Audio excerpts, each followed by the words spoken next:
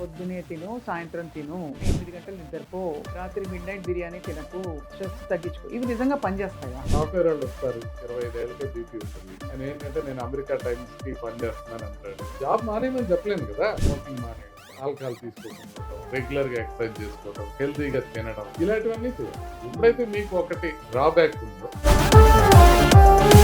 కొంతమంది doctors sudden cardiac deaths కి గురయ్యారని తెలిసినప్పుడు అరే డాక్టర్లకే వచ్చేస్తుంది, ఇంకా మనం ఏం చేసినా ఏం లాభం అని చాలా మంది గివప్ చేస్తారు. ఒక పేషెంట్ వచ్చారు, నేను అన్ని టెస్టులు, కొలెస్ట్రాల్ లేదు, మనిషి స్మోకర్ కాదు, ఏమి లేవు, ఏం కాదంటే రాదు, నాకు యాంజియోగ్రామ్ చేయండి అంటాడు. సో నాకు కొడుతుంది, మీరు ఒకసారి యాంజియోగ్రామ్ 90% పీడిఆర్ బ్లాక్. అయ్యే బాబోయ్, హార్ట్ అటాక్ వచ్చిందంటే కొంచెం వృద్ధులు, ముసలాళ్ళు అనేవాళ్ళు. ఇప్పుడు మీరేమన్నా యంగ్ పేషెంట్లు చూస్తున్నారా? మన డిసెంబర్ 31st కి ఒక పేషెంట్, ఆయన వచ్చి 31st నైట్ నుంచి సిగరెట్ మానేద్దాం అనుకున్నాను సార్. 31st హార్ట్ అటాక్ వచ్చి ఇమీడియట్ గా స్టంట్ వేసాం, బాగానే ఉన్నాడు అనుకోండి. స్మోకింగ్ మానేయగానే హార్ట్ అటాక్ డిసీజ్ రిస్క్ 0 రాదు. కానీ యాడ్ లో అలాగే చూపించారు కదా సార్. యాడ్ లో కొంచెం ఎగ్జాగ్రిగేషన్ చేసి చెప్పొచ్చు, కానీ డాక్టర్లుగా మేము క్లియర్ గా ఏదైనా స్ట్రెస్, నీకు ఇన్ఫ్లమేషన్ ఉంది, ఈ రెండే చెప్తున్నారు అందరూ. హౌ టు బీట్ స్ట్రెస్ అని అడుగుదాం అనుకున్నాను మిమ్మల్ని. బ్రహ్మానందం గారు మనకి గుండె జబ్బులు తగ్గించడానికి చాలా హెల్ప్ చేశారు తెలుగు వాళ్ళకి. Is it scientific sir? ఇది సైంటిఫిక్. నెలలో కనీసం ఒక రోజు కూడా నవ్వని వాళ్ళకి గుండె జబ్బు వచ్చే అవకాశం ఉంది.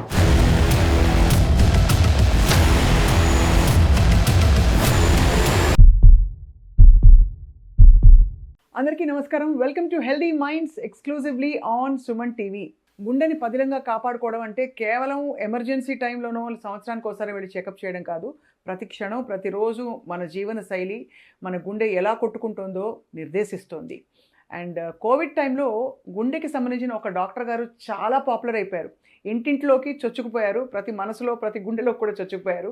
ఆయనే పల్స్ హార్ట్ హాస్పిటల్ వ్యవస్థాపకులు, ప్రముఖ కార్డియాలజిస్ట్ డాక్టర్ ముఖర్జీ గారు. వారు దొరకడమే చాలా కష్టం.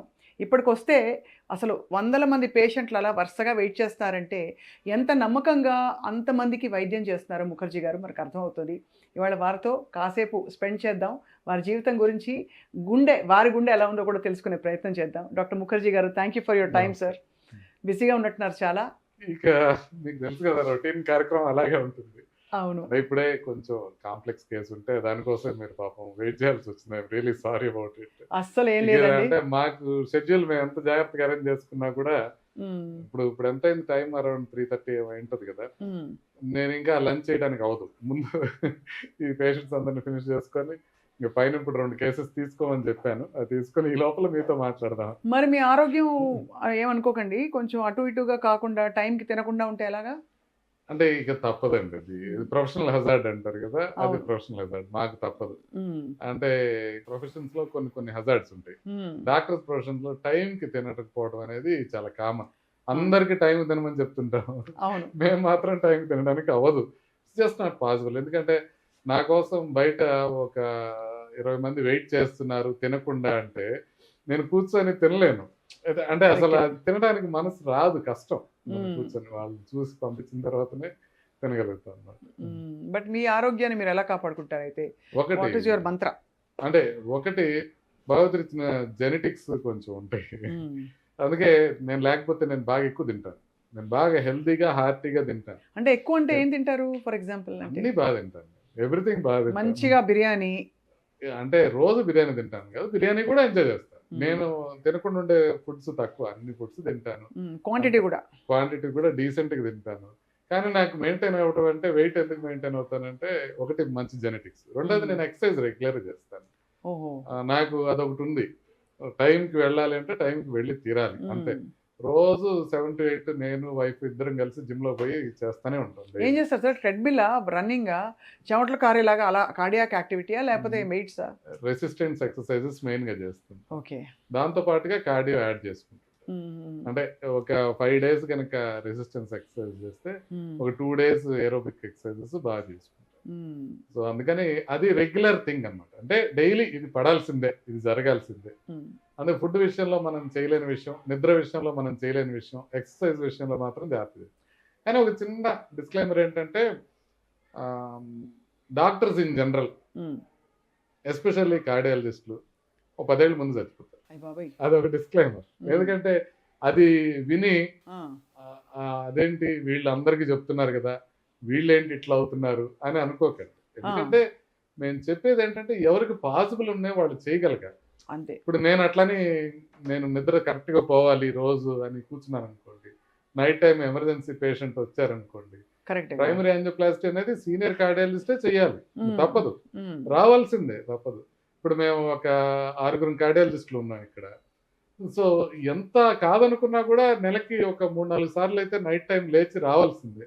ఆ నైట్ టైం ఇంట్లో వాళ్ళు కూడా నిద్ర లేవాల్సిందే. అంతే అంతే, అది తప్పదు. అది ప్రొఫెషనల్ హ్యాజర్డ్ వరకు ఓకే, కానీ అసలు ఇవాళ రోజుల్లో అందరూ చెప్పడానికి థియరటికల్గా చెప్తారు. ఏంటి, సర్కేడియన్ రిథము, పొద్దునే తిను, సాయంత్రం తిను, బాగా 8 గంటలు నిద్రపో, రాత్రి మిడ్ నైట్ బిర్యానీ తినకు, స్ట్రెస్ తగ్గించుకో. ఇవి నిజంగా పనిచేస్తాయా? ఖచ్చితంగా పనిచేస్తాయి.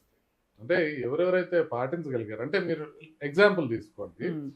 ఇప్పుడు నైట్ డ్యూటీస్ మాత్రమే చేసే సాఫ్ట్వేర్ ఎంప్లాయీస్కి బీపీ ఎక్కువ ఉంటుంది, షుగర్స్ వచ్చే అవకాశం ఎక్కువ ఉంటుంది, హార్ట్ ప్రాబ్లమ్స్ వచ్చే అవకాశం ఎక్కువ మార్నింగ్ చేసే వాళ్ళకన్నా కంపేర్ చేసుకుంటే.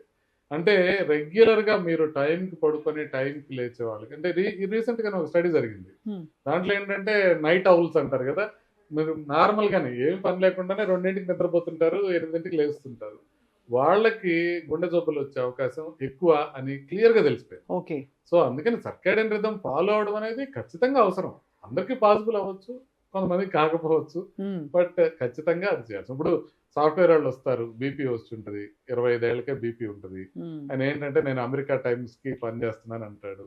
ఇప్పుడు నేను ఆయన్ని జాబ్ మానేయమని చెప్పలేను కదా. అవునవును. ఈ హ్యాస్ టు వర్క్, ఆయన జాబ్ అదే, ఆయన చేసుకోవాలి. కానీ ఉన్న దాంట్లో ఎట్లా లిమిట్ చేసుకోవాలని మిగతాయి. ఇప్పుడు స్మోకింగ్ మానేయడం, తను ఏమైనా చేస్తుంటే ఆల్కహాల్ తీసుకోకుండా ఉండటం, రెగ్యులర్గా ఎక్సర్సైజ్ చేసుకోవటం, హెల్తీగా తినడం, ఇలాంటివన్నీ చేయాలి. ఎప్పుడైతే మీకు ఒకటి డ్రాబ్యాక్ ఉందో మిగతావి మనం ఎక్కువ ఓవర్ కాంపెన్సేట్ చేయాల్సిన అవసరం. మీరు నమ్మిన సూత్రాలని ఛాలెంజ్ చేసిన కేసెస్ చూసారా? ఫర్ ఎగ్జాంపుల్ మీరు అన్నట్టు ఇందాక కొంతమంది డాక్టర్స్ సడన్ కార్డియాక్ డెత్స్కి గురయ్యారని తెలిసినప్పుడు అరే డాక్టర్లకే వచ్చేస్తుంది, ఇంకా మనం ఏం చేసినా ఏం లాభం అని చాలా మంది గివప్ చేస్తారు. సో అలాగా మీరు నమ్మి యాజ్ ఎ కార్డియాలజిస్ట్, బట్ మిమ్మల్ని మీ ఆలోచనే మీ డెసిషన్నే మీరు రీవిజిట్ చేసుకోవాల్సిన పరిస్థితులు ఏమైనా వచ్చాయి? చాలా ఇన్స్టెన్సెస్ ఉంటాయి. కానీ చెప్పాలన్నప్పుడు నేను గాంధీ హాస్పిటల్లో డిఎం చేసేటప్పుడు మాకు ఒక హెడ్ నర్స్ ఉండేది. ఆవిడ మనం ఐసీకి రాగానే ఫస్ట్ డే ఆమె వచ్చేది.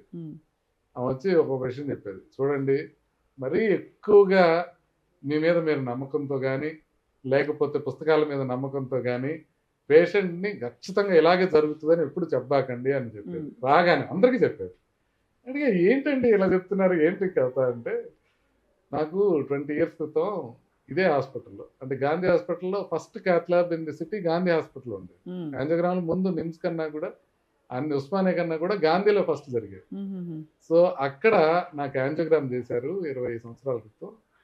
మాకు అప్పుడు కార్డియాలజిస్ట్ ఉన్న ఆయన అప్పుడు చెప్పారు, నీకు లెఫ్ట్ మెయిన్ అనేది ఉంటుంది అనమాట, లెఫ్ట్ మెయిన్లో టైట్ బ్లాక్ ఉంది, నువ్వు ఎమ్మటే బైపాస్ చేసుకోవాలి అని చెప్పారు. నేను ఇప్పుడు దాకా చేసుకోలేదు, బతికే ఉన్నాను, ఇప్పుడు దాకా నేను బతికే ఉన్నాను. నేనే ఎగ్జాంపుల్. దీన్ని బట్టే మీరు ఎవరు మీకు ఇది చేసుకోకపోతే ఇది అవుతుందని కానీ, ఇది చేసుకుంటే మీకు అంతా బాగుంటుందని కానీ 100% మాట్లాడకండి అని గీతోపదేశం మొదటి రోజు చేస్తుంది అనమాట. అది ఖచ్చితంగా తెలుసు. ఇంకొక కొన్ని ఇన్స్టెన్సెస్ జరుగుతాయి. ఇంకా 2 ప్రధానమైన ఇన్స్టెన్సెస్ ఒకటి గుర్తొస్తాయి. ఒక పేషెంట్ ఉన్నారు, అది నేను ట్విట్టర్లో కూడా పెట్టాను, ఎగ్జాక్ట్గా గుర్తులేదు కానీ ట్విట్టర్లో పెట్టాను ఈ పోస్ట్. ఒక పేషెంట్ వచ్చారు, నేను అన్ని టెస్టులు చేసి చూసి బాగుందండి, ఏం కాదండి చెప్పిన తర్వాత అన్ని టెస్టులు చేసాం, అంటే ఈసీజీ చేసాం, ఎక్కువ చేసాం, టీఎంటీ అన్ని నార్మల్ ఉన్నాయి, కొలెస్ట్రాల్ లేదు, మనిషి స్మోకర్ కాదు, ఏమి లేవు, ఏం కాదండి రాసుకోండి, నాకు యాంజియోగ్రామ్ చేయండి అంటాడు. నాకు యాంజియోగ్రామ్ అంటే నేను తిట్టే, ఎందుకయ్యా బాబు అనవసరం, చేసుకోమని వాళ్ళు చేసుకోవట్లేదు, నువ్వెందుకు వద్దన్నాడు నువ్వు చేసుకుంటానంటావు, వద్దని చెప్పి పంపిస్తాను.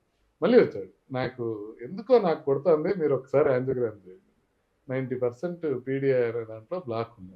అయ్యే బాబోయ్, 90% బ్లాక్. అది మరీ పెద్ద రక్తనాళం కాదు, బహుశా ప్రాణానికి ప్రమాదం అయ్యేది కాదేమో, కానీ ఇదే క్లియర్గా నేను the day I had to revisit my decision as a doctor అని ట్విట్టర్లో పోస్ట్ పెట్టాను, దాంట్లో ఉంటుంది ఇప్పుడు కూడా. సో అట్లా we are made humble every day.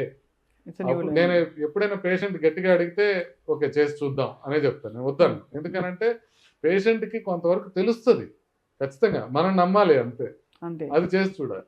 అట్లా చాలాసార్లు కూడా మనం డెసిషన్ రీవిజిట్ చేసుకోవడం, కొన్నిసార్లు డెసిషన్ తప్పు అవడం జరుగుతాయి.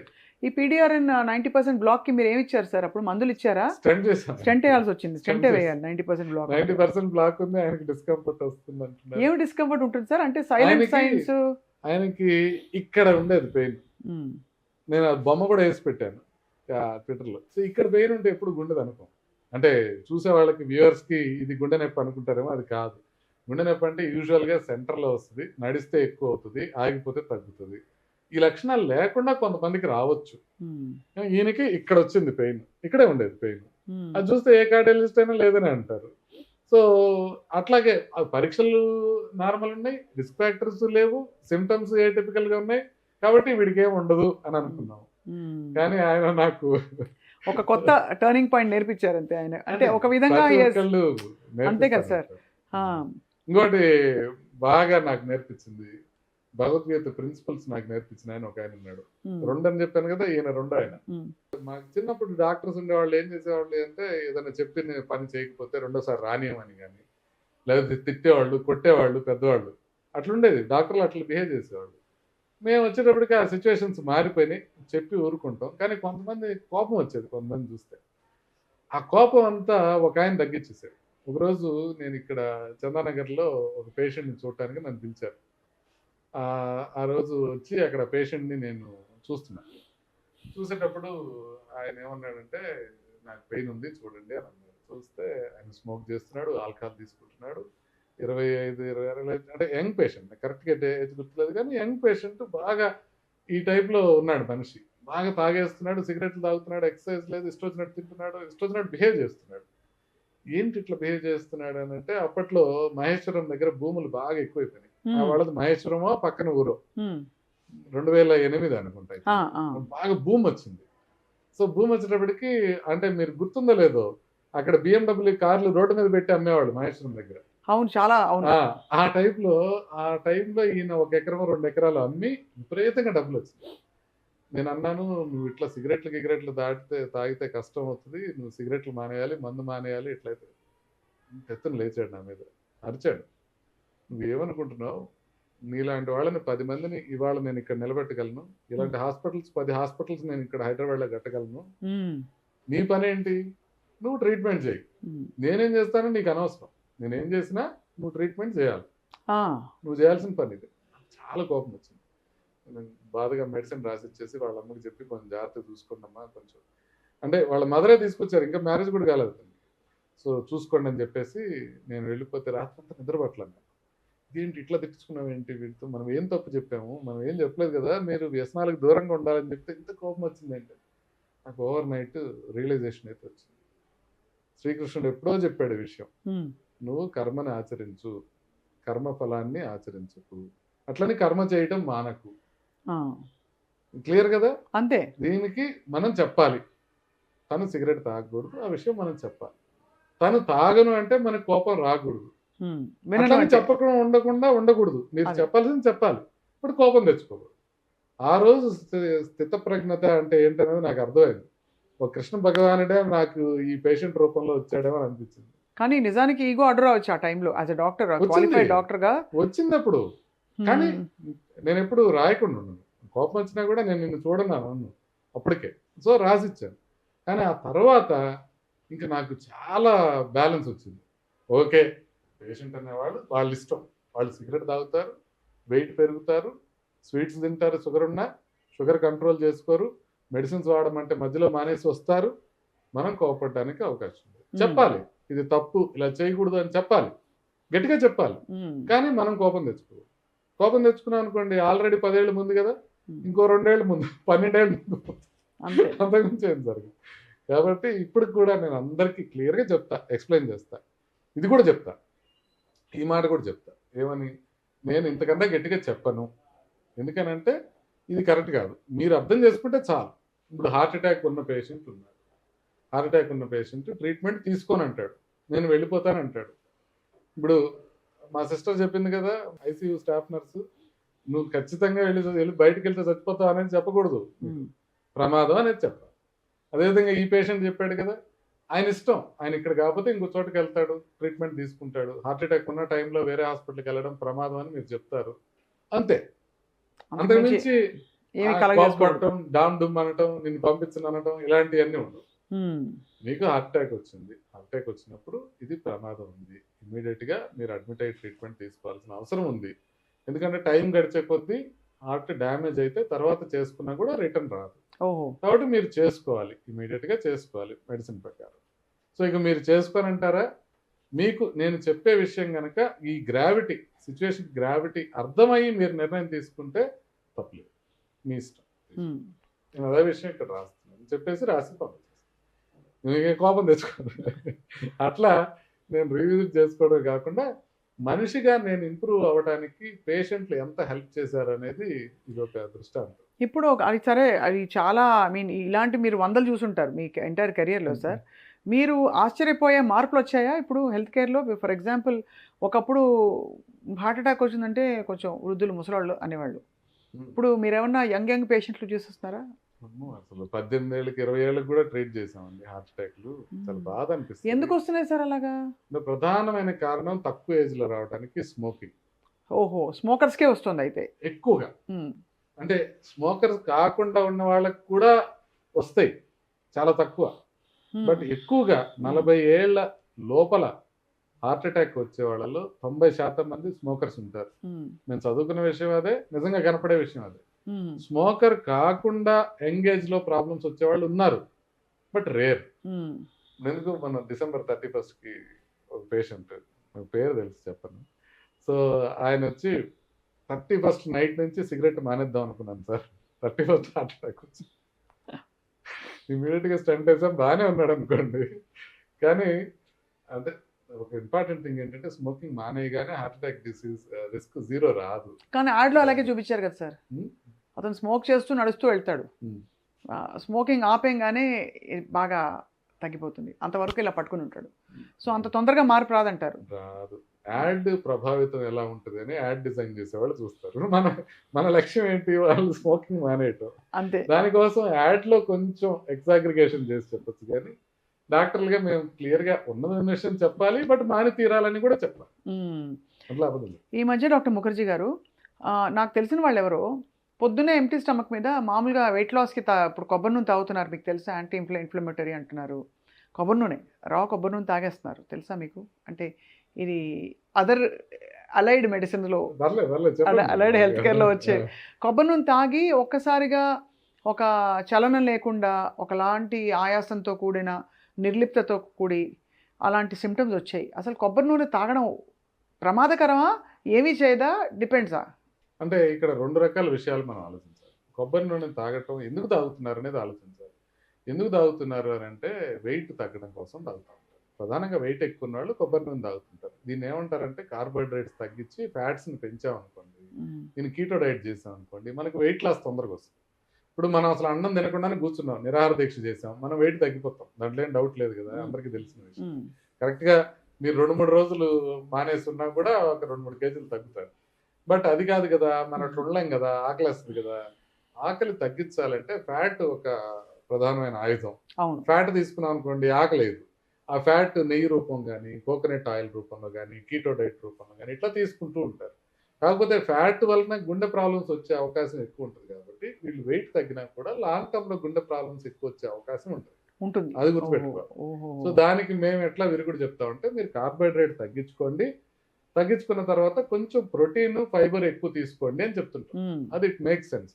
కానీ మీరు ఒకసారి ఈ వీడియో పోస్ట్ చేసిన తర్వాత కొబ్బరి నూనె భక్తులు, నెయ్యి భక్తులు కింద తిడతా ఉంటారు నన్ను, ఈయనేదో దుర్మార్గుడు, ఈయనేదో దీనికోసం ఆశించి చెప్తున్నాడు, దానికోసం ఆశించి చెప్తున్నాడు. నాకు ప్రోటీన్ తినమంటే, ఫైబర్ తినమంటే వచ్చే లాభం ఏమీ లేదు, మాకు కోళ్ళ ఫారాలు లేవు.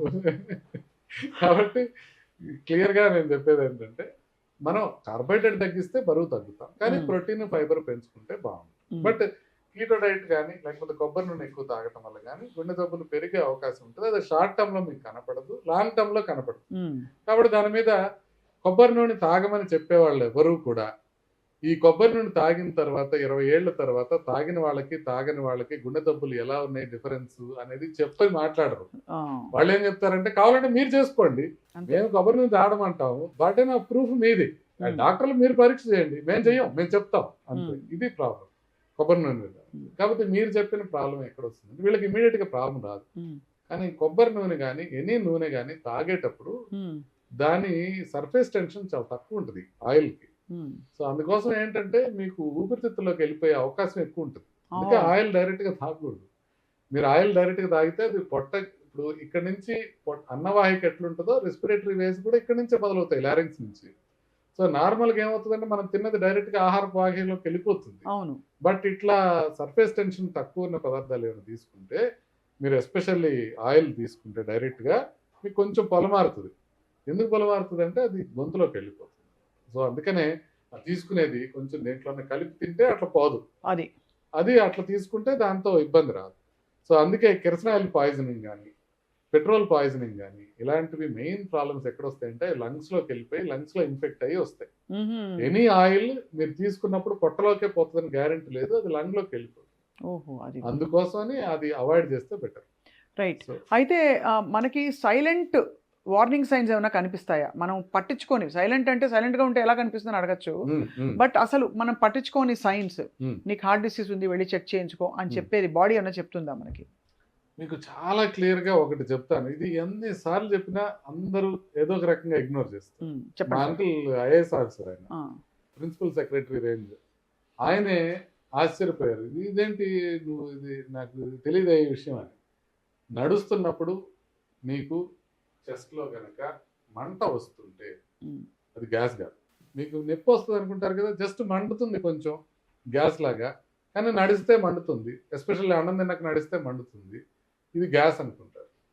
మీరు ఇది గుర్తుపెట్టుకోవాల్సింది, నడుస్తుంటే నొప్పి వచ్చినా, మంట వచ్చినా, బరువుగా వచ్చినా, ఏ విధమైన ఇబ్బంది వచ్చినా కూడా నడుస్తున్నప్పుడు వస్తుంటే అది గుండెకి సంబంధించింది అనుకోండి. నడిస్తే ఆయాసం వస్తే కాదు, ఇప్పుడు బాగా పరిగెత్తారు మీరు ఆయాసం వస్తుంది, అది కాదు. డిస్కంఫర్ట్ అంటే నొప్పి కానీ మంట కానీ బరువు కానీ ఏదైనా నడుస్తున్నప్పుడు వస్తే యూజువల్గా చెస్ట్లో మధ్యలో వస్తుంది, కానీ ఇక్కడ కొంచెం ఉదర భాగంలో ఎపిగాస్ట్రిక్ రీజన్లో వచ్చినా కూడా, లెఫ్ట్ సైడ్ వచ్చినా రైట్ సైడ్ వచ్చినా నడిస్తే వస్తుంది, ఆగిపోతే తగ్గుతుంది అని అంటే ఖచ్చితంగా కార్డియాలజిస్ట్ దగ్గరికి వెళ్ళి ఒకసారి యాంజియోగ్రామ్ చేయించుకోండి. అది చాలా ఇంపార్టెంట్, అది గుర్తుపెట్టుకోవాలి. అది ఎన్నిసార్లు చెప్పినా అది ప్రజల్లోకి వెళ్ళట్లా ఇంకా, ఎందుకంటే మంటలాగా వస్తుంది కాబట్టి అది గ్యాస్ అనుకుంటారు. కానీ తేనెపు వస్తే పోయింది అనుకోండి ఆ మంట, అప్పుడు అది కూడా తేనెపు వస్తే పోయినా సరే నడిస్తే వస్తే మాత్రం అది గుండెదే. ఎందుకంటే ఇవాళ పొద్దునే ఒక ఆయన వచ్చారు, ఆయన ఒక చోట యాంజియోప్లాస్టీ చేయించుకున్నారు. చేయించుకున్న తర్వాత ఆయన ఒక 2-3 months అవుతుంది. ఇప్పుడు ఆయనకి నడిస్తే గ్యాస్ లాగా గ్యాస్ పట్టుకుంటుంది, ఇక్కడంతా పట్టుకుంటుంది నడిస్తే.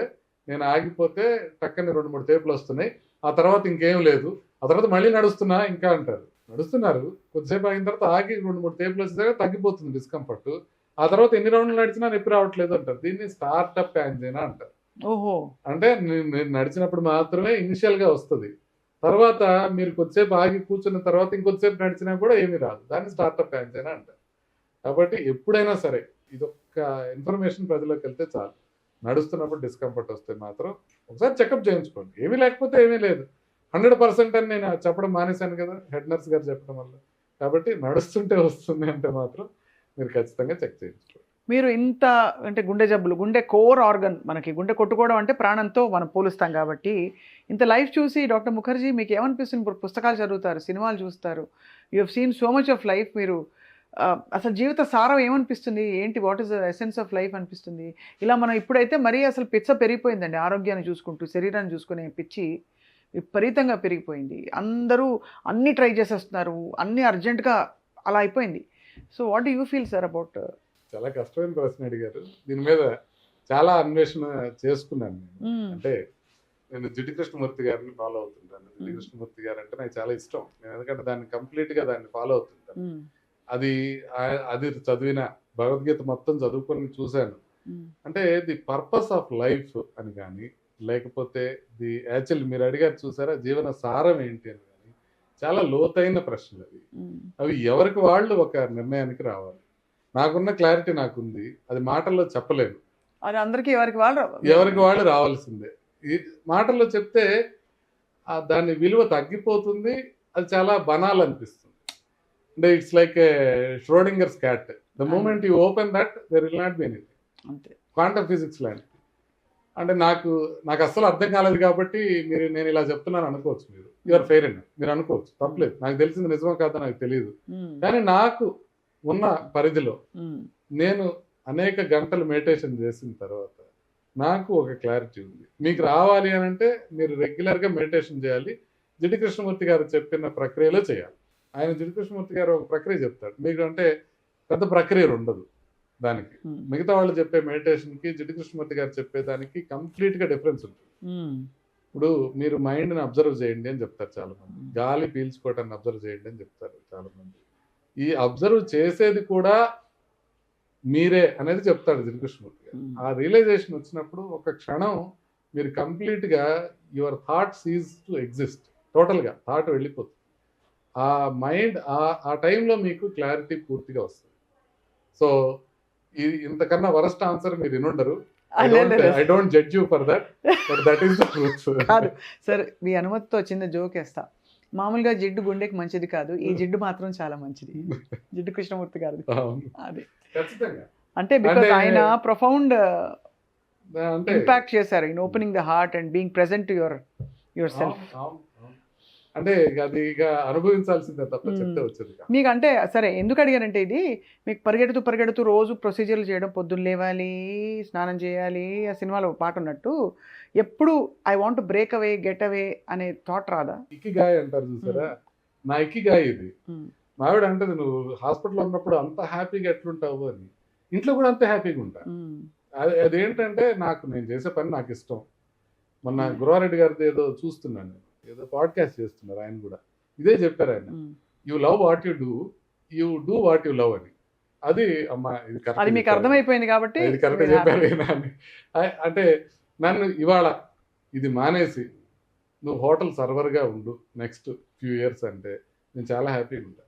నాకు చాలా ఇష్టం హోటల్ సర్వర్గా ఉండి జస్ట్ ఫుడ్ సర్వ్ చేయి, లోపలికి వెళ్ళి తీసుకొచ్చి పెట్టానంటే హ్యాపీగా నేను సర్వ్ చేసుకొని నేను ప్రశాంతంగా ఉంటాను. ఏం ప్రాబ్లం లేదు, నాకు ఇష్టం, ఏ పని చేయాలన్నా నాకు ఇష్టం, ఏం ఇబ్బంది లేదు. So life is beyond all everything, అన్ని కలగలిస్తే జీవితం. అంతే కదా, ఇదొక భాగం అదొక భాగం ఇవన్నీ అన్నిటినీ మిళితం చేసుకుంటూ పోవడం. అంతే అంతే అంటే మనం బేసిక్గా మనం చేసే అంటే మన ఫీలింగ్స్కో మనకి హార్మనీ ఉండాలి. నేనది ఒక చిన్న థింగ్ ఏంటంటే, అందరూ ఇప్పుడు ప్రాబ్లం ఏమైందంటే అందరూ హ్యాపీగా ఉండాలనుకుంటున్నారు, బేసిక్గా ఉండలేకపోతున్నారు. ఇప్పుడు బిగ్ కరెన్సీ ఏంటంటే డబ్బులు ఒక మాదిరిగా అందరి దగ్గరికి వస్తున్నాయి. ఇప్పుడు బిగ్ కరెన్సీ ఏమైపోయిందంటే హ్యాపీనెస్. ఇన్స్టాగ్రామ్లో ఫోటో పెడతారు, నేను ఇవాళ బాలి వెళ్ళాను హ్యాపీ, లేకపోతే నేను ఒక కాన్ఫరెన్స్కి వెళ్ళాను, ఒక మాట్లాడాను హ్యాపీ. ఏదో ఒక రకంగా నేను హ్యాపీనెస్, నాకు లైఫ్లో ఇంకా హ్యాపీనెస్, హ్యాపీ కావాలి. నా ఉద్దేశం హ్యాపీనెస్ ఈజ్ ఓవర్ రేటెడ్. జెన్యున్గా మీరు ఒక సాడ్నెస్ ఫీల్ అయినా, ఒక నొప్పి ఫీల్ అయినా, బాధ ఫీల్ అయినా, కోపం ఫీల్ అయినా, డిస్గస్ట్ ఫీల్ అయినా, జెన్యున్ ఫీలింగ్ అయితే there is nothing like it. Happiness doesn't even come close. మీ ఫీలింగ్తో మీరు హార్మనీతో ఉండాలి, దట్ ఇట్ సెల్ఫ్ ఇస్. అంటే ఇప్పుడు ఫర్ ఎగ్జాంపుల్ మనకి బాగా తెలిసిన వాళ్ళకి ప్రాబ్లం వచ్చింది, how can we be happy at that time? Will be sad but we have to be harmonious with that. దాన్ని ఫైట్ చేయకూడదు అని అంటారు. ఫైట్ చేయడం వల్లే వాటిని తోసేస్తాము. అన్నిటి మనం హ్యాపీగా ఉండాలి. ఏంటండి హ్యాపీగా ఉండేది? ఇట్స్ ఒక ఫియర్ ఆఫ్ మిస్సింగ్ అవుట్ ఒకటి అందరికి వచ్చేసింది. అన్ని చోట్ల అన్ని చోట్ల అంతా నేను ఇంకా ఎక్స్పీరియన్స్ కావాలి. నాకు కెన్యా వెళ్ళాను, ఇక్కడికి వెళ్ళాను, అక్కడ తిరగాలి, అక్కడ తిరిగితే హ్యాపీనెస్ వస్తుంది, ఇంకా సంపాదిస్తే హ్యాపీనెస్ వస్తుంది, ఏదో చేస్తే హ్యాపీనెస్ వస్తుంది. రాదు. ఎందుకు రాదు అని అంటే హ్యాపీనెస్ కోసం చూడటమే కరెక్ట్ కాదు అని అంటున్నారు. కరెక్టే, అవును. దాని వెతుకులాటలోనే ఇంత ట్రై చేసేస్తున్నారు అందరూ. ఇంతకుముందు అందరూ డబ్బుల కోసం ఎత్తుకునేవాళ్ళు, ఇప్పుడు డబ్బుల కోసం కాదు, ఇప్పుడు హ్యాపీనెస్ కోసం. ఇది ఒక న్యూ కరెన్సీ అయిపోయింది. నేను హ్యాపీగా ఉండాలా, నా పిల్లలు హ్యాపీగా ఉండాలా. పిల్లాడికి దెబ్బ తగిలి ఏడుస్తుంటే అయ్యో వీడు హ్యాపీగా లేడని బాధపడటమే తప్ప, నిజమే వాడికి దెబ్బ తగిలి వాడు ఏడుస్తాడు కదా. అవును, కరెక్టే కదా సార్. ముఖర్జీ గారు, మీరు పెళ్ళిళ్ళకి వెళ్తారా? వెళ్తుంటాను, కాకపోతే కొంచెం తక్కువగా. చాలా అంటే ఒక 10-15 పెళ్ళిళ్ళకి పిలిస్తే ఒక పెళ్లికి వెళ్ళగలుగుతాను. నాకు వెళ్ళాలని ఉంటుంది. అంటే పెళ్ళిళ్ళు సింబాలిక్ గా చెప్పాను, ఈ సోషలైజింగ్ ఈవెంట్స్ వీటికి నాకు చాలా ఇష్టం. నాకు ఇష్టం, కానీ నాకు I cannot attend many parties కానీ ఫంక్షన్స్ కానీ. వెళ్తే బాగా ఎంజాయ్ చేస్తాను, శుభ్రంగా ఎంజాయ్ చేస్తాను. రీసెంట్ గా మా క్లాస్మేట్స్ రీయూనియన్ చేసుకున్నాం, MBBS లో జాయిన్ అయ్యి 35 years అయింది. 1990లో జాయిన్ అయ్యాం. అందరం కలిసి గోవాకి వెళ్ళాం. ఒక 3 days ఉన్నాం. మా క్లాసులో మెజారిటీ అమ్మాయిలు ఉంటారు. ఒక 60 మంది అమ్మాయిలు ఉంటే ఒక 40 మంది అబ్బాయిలు ఉంటారు. సో అందరం చాలా మంది వచ్చారు. అందరం కలిసి వెళ్ళాం. అంటే బాగా ఎంజాయ్ చేసాం ఉన్న దాంట్లో. మేమున్న 3 days లో బాగా ఎంజాయ్ చేసాం. నేను వెళ్తే అని కుదిరితే నాకు బాగానే ఉంటుంది. మావాడు కోప్పడి పంపించింది, నువ్వు అసలు ఏడకి పోవట్లేదు పో అని. వారికి కొంచెం ఈజీ అయి ఉంటుంది అంటే బికాజ్ ఆవిడ డెర్మటాలజీ కాబట్టి మీ అంత ఎమర్జెన్సీస్ రావు కదా డెర్మటాలజీలో, తక్కువ ఎమర్జెన్సీస్ ఉండవు, practically nothing. So she can అంటే space out her day and plan చేసుకో. కానీ she loves me so much. తన హ్యాపీనెస్ అంతా నా టైం మీద ఆధారపడి ఉంటుంది. అవునా? అందుకని తను డెర్మటాలజిస్ట్ అయినా కార్డియాలజిస్ట్ లాగే తన లైఫ్ స్టైల్ ఉంటుంది. ఇక నేను ఎప్పటికి ఇంటికి వెళ్తే అప్పుడే మేము కలిసి కూర్చుంటాం, కానీ కలిసి బయటకు వెళ్తాం. మేము పిల్లలతో కలిసి కొంచెం బయటకు వెళ్తాను. అంటే పిల్లలు ఫార్మేటివ్ ఇయర్స్ లో ఇప్పుడు ఇద్దరు టీన్స్ లో ఉన్నారు. వాళ్ళ ఫార్మేటివ్ ఇయర్స్ లో నేను ఉండలేకపోతున్నాను, వాళ్ళతో స్పెండ్ చేయలేకపోతున్నాను అనేది చాలా బాధ అనిపిస్తుంది. సో అందుకని ఉన్న టైం ఈ హాస్పిటల్ తర్వాత ఇంట్లో వాళ్ళతో స్పెండ్ చేయటం. అందుకని దీంట్లో ఇక చాలా మంది కోపడతారు, ఏంటి అంత పొగరా ఈయనకి రావట్లేదు పిలిస్తే అని. కానీ పొగరని కాదు, నాకు అసలు ఈ రెండింటి మధ్యలో నాకు ఇంకా వేరే చేయటానికి అసలు ఏమాత్రం కుదరట్లా. అవును, కుదరట్లా. అందుకనే అంటే చాలా జాగ్రత్తగా టైం ఖర్చు పెట్టుకుంటాను. నేను సినిమాలు బాగానే చూసేవాడిని. నేను సినిమాలు చూడటం మానేశాను రిలేటివ్గా. అంటే నాకంతటికి నాకు హ్యాపీనెస్ ఇవ్వడం అనేది కాకుండా నేను చేయాల్సిన పనిలో నాకు హ్యాపీనెస్ వస్తున్నప్పుడు ఇంకా వేరే దాన్ని ఎత్తుకోవడం. నేను బుక్స్ బాగా చదువుతాను, నాకు ఫిక్షన్ అంటే నాకు పిచ్చి. నాకు చాలా బాగా చదువుతాను నేను ఫిక్షన్. ఎవరి బుక్స్ ఎక్కువ చదివారు? అన్ని చదివేశారా? అన్ని అంటే అన్ని రకాలు ఏ పేరు చెప్పినా నేను చదువుకుంటాను, అన్ని చదువుతాను. అంటే ఇప్పుడు బాగా చదువుతుంది ఏంటి, రాబర్ట్ గాల్బ్రైత్ అని ఉంటుంది, జేకే రోలింగ్స్ కొత్తగా బుక్స్ రాస్తుంది, స్ట్రైక్ సిరీస్, అవన్నీ చదువుతుంటాను నేను. జెఫ్రీ ఆర్చర్ కానీ, రాబర్ట్ లడ్లమ్ కానీ, అయాన్ రాండ్ కానీ, రామ్ గోపాల్ వర్మ గారి మీద చెప్తుంటారు కదా ఇప్పుడు అయాన్ రాండ్ గురించి అని. అవును, మీరు చదివారా? అంటే నేను చిన్నప్పుడే చదివాను దాన్ని. అది ఎందుకు కరెక్ట్ కాదో రామ్ గోపాల్ వర్మ గారితో ఒకసారి మనం మాట్లాడాలి, అది వేరే సంగతి. బట్ అవన్నీ ఆ బుక్స్ కానివ్వండి. ఇక ద రోడ్ అనే ఒక బుక్ రీసెంట్ గా చదివాను, పాత బుక్కే, చాలా బాగుంటుంది. The story of a cat in the night అని ఉంటుంది, రీసెంట్ గా చదివాను, అద్భుతంగా ఉంటుంది. అంటే ఎంతెంత మంచి మంచి బుక్స్ వస్తున్నాయి అని అంటే చాలా మంచి బుక్స్ వస్తాయి అనమాట. బాగా చదువుతాను. బట్ ఈ మధ్య ఏంటంటే టైం నాకు కుదరట్లా. I really enjoy that. 3 body problem అని ఒకటి వచ్చింది, చదవండి అసలు ఎంత బాగుంటుందో అనమాట. అంటే సైన్స్ ఫిక్షన్ నాకు చాలా ఇష్టం, సైన్స్ ఫిక్షన్ చదువుతూ ఉంటాను, అన్నీ ఎంజాయ్ చేస్తుంటాను. కానీ నేను నా తగ్గట్టు అన్నిటిని అభిరుచుల్ని బ్యాలెన్స్ చేయడానికి కొంత టైం సరిపోదు. బట్ ఇన్ని పుస్తకాలు చదువుతున్నారు, ఇంతమంది వందల పేషెంట్లు చూస్తూ అంటే చాలా గొప్ప విషయం. మీకు పుస్తకం అంటే చదవడం ఎంత ఇష్టమో. నేను మ్యూజిక్ కూడా వింటాను మళ్ళీ. అందుకని జిమ్ లో మా వాళ్ళకి నేనే డీజేని జిమ్ లో. ఆ 7 to 8 నేనే పాటలు పెడతాను. ఇంగ్లీషా, హిందీయా, తెలుగా? జపాన్ కూడా పెడతాను. రీసెంట్ గా జస్ట్ ఎ బాయ్ అని జపానీస్ సాంగ్ వచ్చింది, మీకు ఇన్స్టాల్ వినపడుతుంటుంది, అది పెడుతుంటాను. అది ఇప్పుడు కొత్త పాటలు చాలా మంచి ఉంటాయి. అంటే కొన్ని కొన్ని పాటలు అలా హత్తుకుంటాయి. తెలుగు పాటల్లో కొంత రీసెంట్ గా నిదురన్నది లేదే నీ వల్ల ఓ పిల్ల అనే పాట ఉంది, చిన్నది, ఒక చిన్న చరణం, అద్భుతంగా ఉంటుంది. అట్లాగే పాడతారా మీరు? నేను పాడటం రాదు, but I enjoy, I listen to that. కొన్ని కింగ్డమ్ లో ఒక పాట చాలా బాగుంది, తండేల్లో ఒక పాట చాలా బాగుంది. అవి కొత్తగా ఇప్పుడు కూడా సిరివెన్నెల గారి బాగా ఎంజాయ్ చేసేవాడు. మీరు మా అందరికంటే చాలా అప్డేటెడ్ ఉన్నారు సార్ ఫ్రాంక్లీ పాటలు అవి. నాకు వివేక్ సాగర్ మ్యూజిక్ కొత్త ఎంత బాగా చేస్తున్నాడు మ్యూజిక్, దాంట్లో చూస్తాను. మళ్ళా ఇప్పుడు ఇంగ్లీష్ సాంగ్స్ మొత్తం వింటాను, అన్ని జానర్ వింటాను. మా పిల్లలకి క్లాసిక్ సాంగ్స్ నేను వాళ్ళు పోటీ పడి వింటుంటాం, కంట్రీ మ్యూజిక్ వింటుంటాం, కార్పెంటర్ సాంగ్ వింటుంటాం.